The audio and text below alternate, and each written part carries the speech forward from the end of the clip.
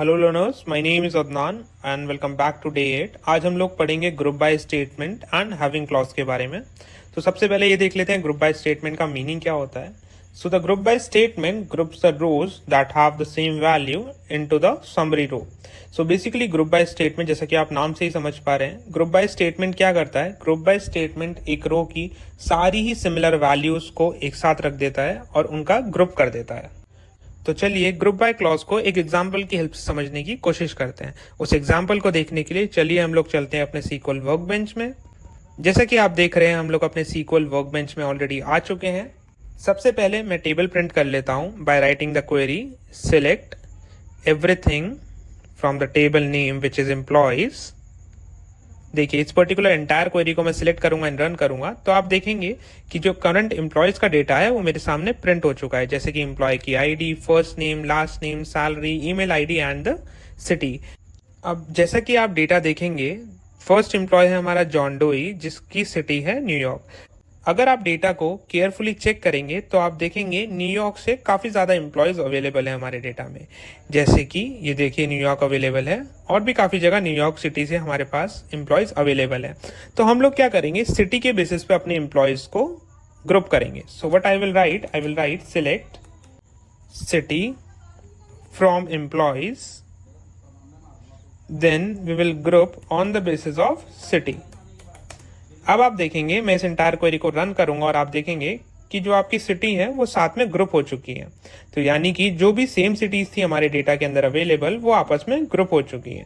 अब next step हमारा क्या रहेगा, हम ग्रुप बाय फंक्शन के साथ साथ एग्रीगेट फंक्शंस को भी यूज कर सकते हैं। जैसे फॉर एग्जाम्पल, अगर मैं चेक करना चाहता हूँ न्यूयॉर्क से कितने हमारे पास एम्प्लॉयज अवेलेबल हैं, लॉस एंजलिस से कितने एम्प्लॉयज अवेलेबल हैं, और सारी ही सिटीज से कितने कितने एम्प्लॉयज अवेलेबल हैं। So what I will just put a comma here and then I will write count of what, of city.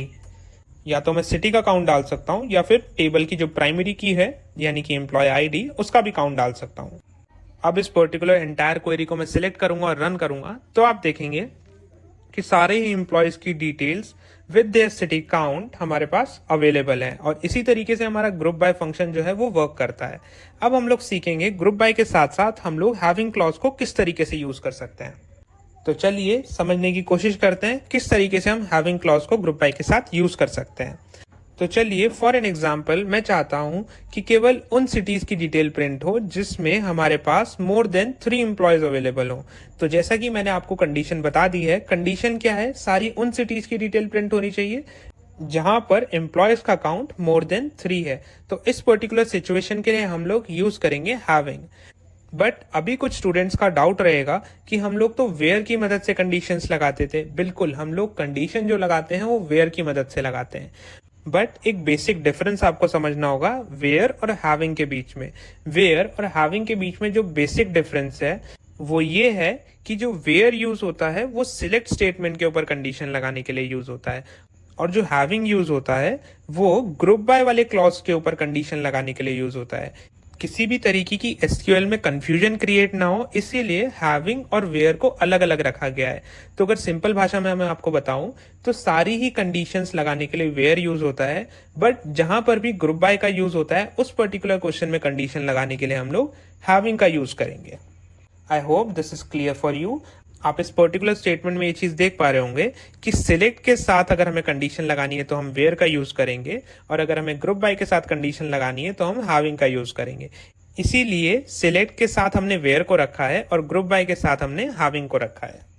तो चलिए हम लोग अपनी कंडीशन का यूज करते हैं। हम लोग लिखेंगे हैविंग द काउंट अबव 3।